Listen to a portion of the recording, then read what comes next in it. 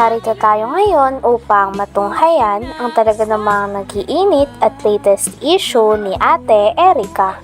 Sa pagpapatuloy nga ng ating istorya ay nandun pa rin si Kalingap Val Santos Matubang sa dating bahay ni Ate Erica at ini-interview pa rin ito ang tita ni Ate Erica.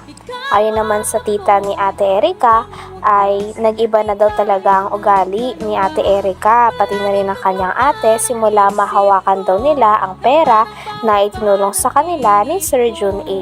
Kaya din gumawa ng video ang tita ni Ate Erica ay upang ipabatid kay Sir Jun A na ganon ang kanilang kalagayan at iniwan sila ni Ate Erica pati na rin ang kanyang ate.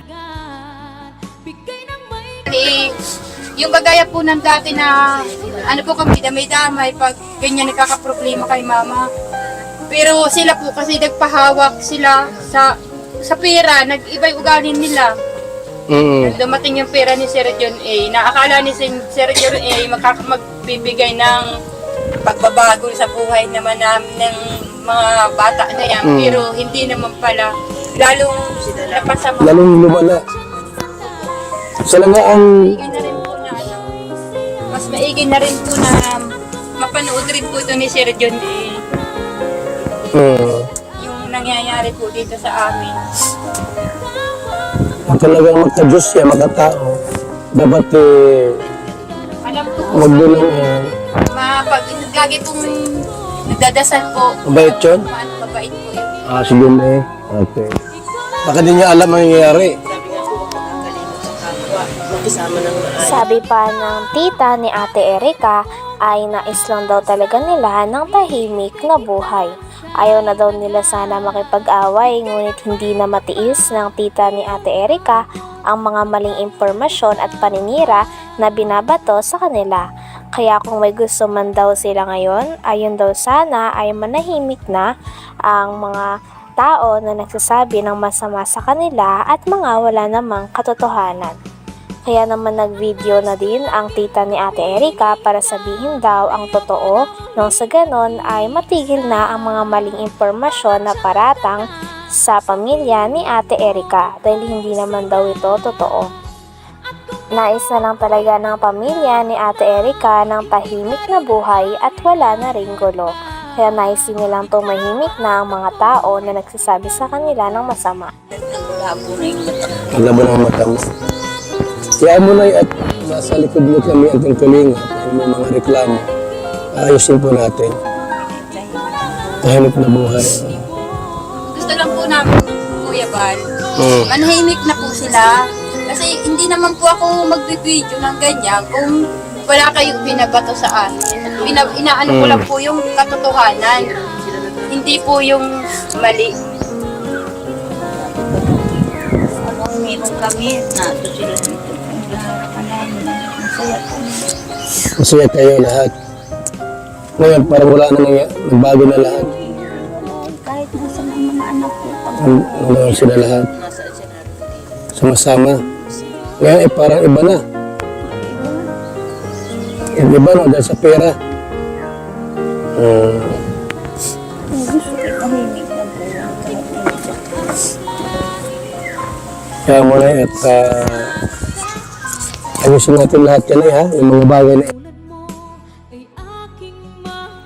Ayon pa sa pamilya ni Ate Erica ay para sa kanila daw, ang isang pamilya ay nagdadamayan daw at magkasama sa hirap at ginhawa. Ngunit nabaliktad na nga at hindi na ganito ang nangyayari dahil simula daw nagkaroon na ng pera at nahawakan na ni Ate Erica at ng kanyang ate ang pera na pinadala ni Sir Jun A ay nagbago na daw ang ugali ng mga ito. Na hindi na nga daw nila binibisita ang mga tao na nag-aruga, nagpalaki at talaga namang nagpaaral sa kanila simula nung bata pa sila. Hindi na rin daw hangad ni Lolo Miguel na magkaayos pa sila. Ang gusto na lamang nila ay sana manahimik na ang mga tao kakabato ng mga maling impormasyon at paninira sa kanilang pamilya dahil ayaw ni Lolo Miguel na nilalapastangan siya.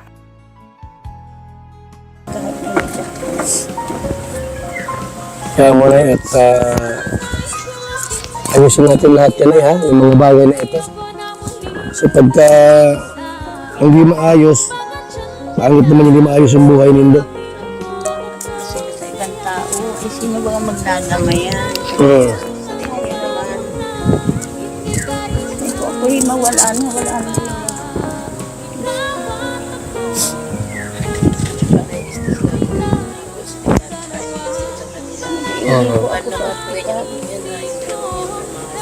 Unang upo po namin yun, dalawang yun.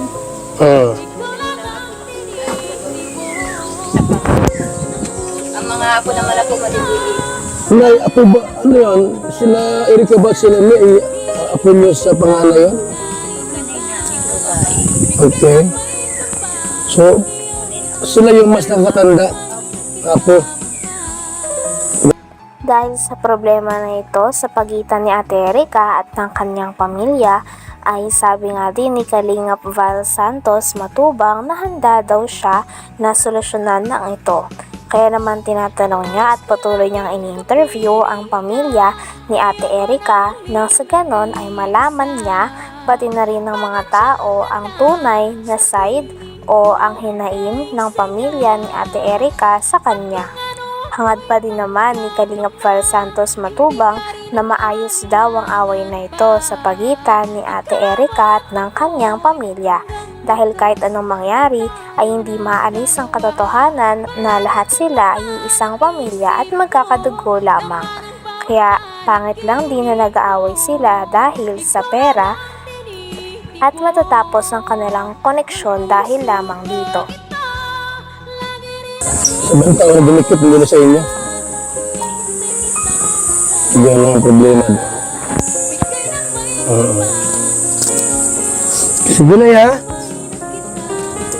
Kamisin natin lahat yan, yung mga ganong problema. At yung tao kasi mahirap ba eh. Anong lupa ito? Kasi yung lupa ito? Yung lupa ito? Ano ka na kayo dito? Ano ka kayo pala? Kaya tao dito yung alaga. Sino may-ari nito? Ranjidis po, Edna. Taga Mercedes. Ano problema na pag inayos yung bahay ninyo? Ay, wala po. Magpaalam lang. Halimbawa, i-repair natin yung bahay niyo po. Regardless po yung nagayaan medyo luma na rin. Para naman yung natutulog. Kinwento pa ni Lolo Miguel kay Kalingap Val Santos Matubang na ang asawa daw ni Sheila May o ang ate ni Erika ay palasabong daw kaya hindi daw nila alam kung saan na kaya siguro napunta ang pera na binigay sa kanila ni Sir Jun A. Talaga ngayon ay wala na sanang pakialam at ayaw na talagang makipag-ayos ni Lolo Miguel sa kanyang mga apo dahil hindi niya daw talaga matanggap na kaya silang sabihan ng mukhang pera at mga gutom na aso nito. Regardless po yung nagayaan medyo luma na rin. Para naman yung natutulog. Ha? Kanya sa ganyan. Pag nagtulo, nakahulog na lang. Ngayon pala yung bahay mo, tutuloy na oh. May mga butas na. Hindi ko na tinulungan na sila may na kagpapawidan man lang yan. Mabaguhan ng meron, wala man na. Pero na sila. Ay, wala po yun. Di ba mag-iin? Yung pala asawa niya pala para sabon. Para sabong yun. Asawa ni sila may para sabon. Basta mo sa mga talong na. Grabe. Yan ang trabaho. Pero may pera ngayon. Hindi ko alam. Pira. Pira yun. Oo, doon ay galing. Isang bahay. Ibig sabihin, doon nakatira na sila. Nandun sila lahat. Si Silami, si Erika, si Arnel doon. So, Arnel yun. Tao ni Silami. Sila. Saka anak yung isa. Saka yung mag-asawa naman ni yung anak ko, may kaya kasama ng may asawa. Hanggang dito na lamang muna ang ating napakainit, nagtitrending at talaga namang mas nakakaintriga na issue ni Ate Erika. Maraming salamat sa inyong panonood. Hanggang sa muli. Bye!